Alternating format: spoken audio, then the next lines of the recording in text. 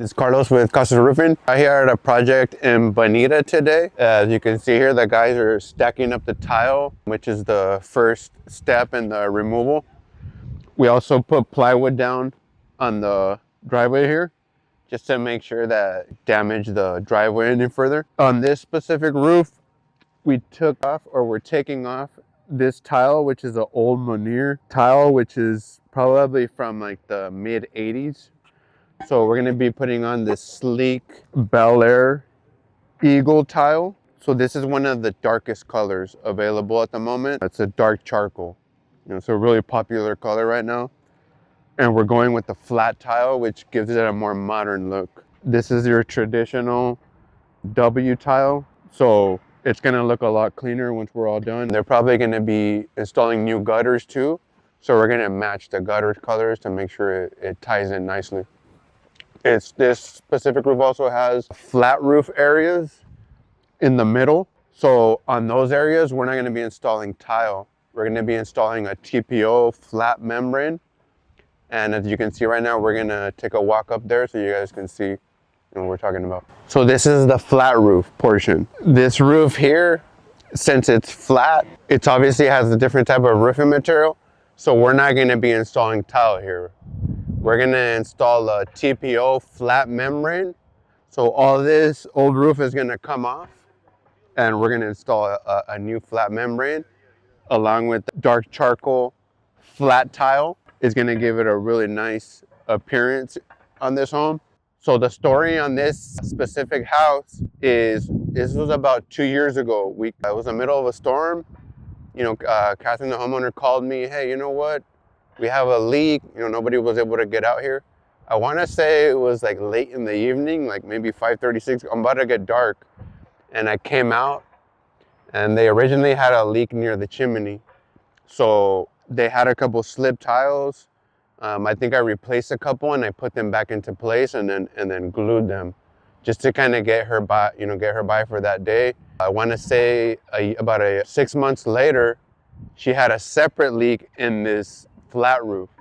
So what we did for her is, obviously we charged a small fee.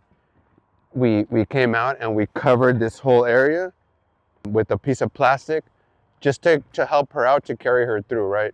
And then what we always offer in those scenarios, we're gonna offer the customer within 2 years reimbursement. So the money that she spent on these service calls, right, which is just solving the leak so she can get through the storm, we basically, within 2 years, if they decide to do the roof with us, then we reimburse them that $500 tarping fee, just so they don't feel that the money went to waste. And then, right, we were able to help out the homeowner. She's not out that money because now she's getting it back, towards her new roof. Here at this job in Bonita, it had a batten system. So the purpose of battens is that so it catches the tile, right? It's gonna hold the tile in place, especially when we're stacking. So there's mixed opinions about battens. Some roofers, like to install them, some don't. Depending on the scenario, sometimes we will install them.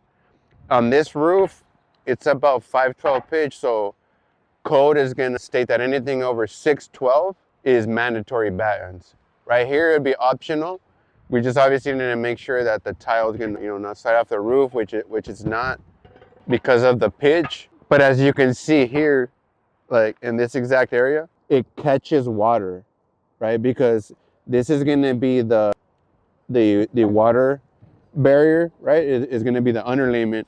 So the water sometimes is gonna run underneath the tile and it's gonna run off a lot easier when it doesn't have battens. Like you can see some of those are starting to rot. They leave gaps in between here, and we would leave gaps, that way the water has somewhere to flow.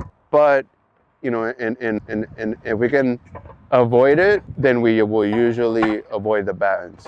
But then again, if there's a certain roof that calls for it, that's required, or if the customer requests it, as an upgrade, then we can also install battens.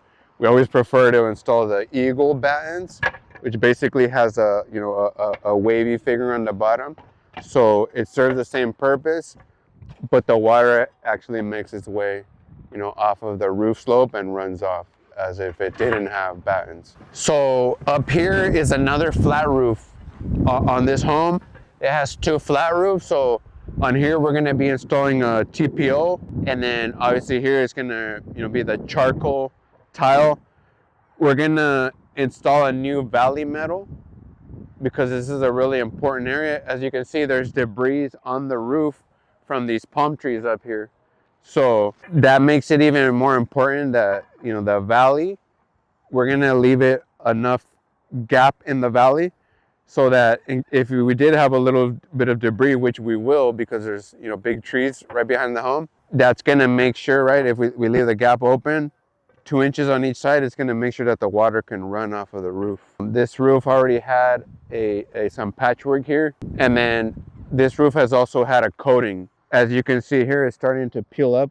So this roof has had some type of coating. This is the original granulated mud bit roof, which is probably a torch down, is how they installed this one. And then at some point they installed a coating. Another thing that's going on this roof is the homeowner was complaining about the crows. The crows can get pretty annoying, and they've been hanging out on this chimney. As you can see all the bird droppings here. So what we're gonna do for the customer is we're gonna install some bird spikes. Bird spikes are basically just gonna get attached there to hopefully deter the birds from not, hanging out on the chimney and annoying the homeowner.